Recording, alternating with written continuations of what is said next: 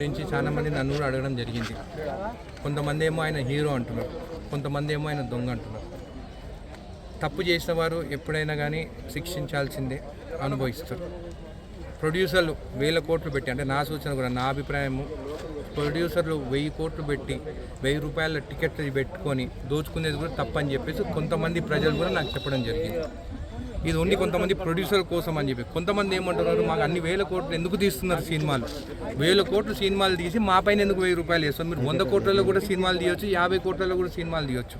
ఒక సినిమా 1000 కోట్లు పెట్టి తీస్తే దాంట్లో ఎవరు బాగుపడతారంటే ఒకటి ప్రొడ్యూసరు, ఒకటి డైరెక్టరు, ఒకటి హీరోయిన్లకు కూడా రేట్లు అక్కడ ఇచ్చే ఫీజు తక్కువ ఉంటుంది.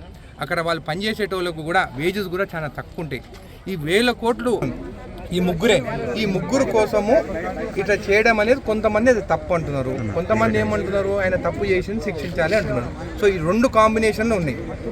ఎక్కువ మంది ప్రజలు ఏమంటారంటే ఐబొమ్మ రవి మాకు తక్కువ రేట్లో అసలు రూపాయలు లేకుండా మాకు సినిమాలు చూపించిందని ఆయన హీరో అంటున్నారు. అంటే ఆయన ఒక రాబిన్ హుడ్ లాగా చూస్తున్నారు ప్రజలు. కాబట్టి ఇప్పుడు ఏదైనా కానీ న్యాయస్థానం ఉన్నది, ఆ తీర్పు ఏదైనా కానీ దాన్ని కట్టుబడి ఉండాలి.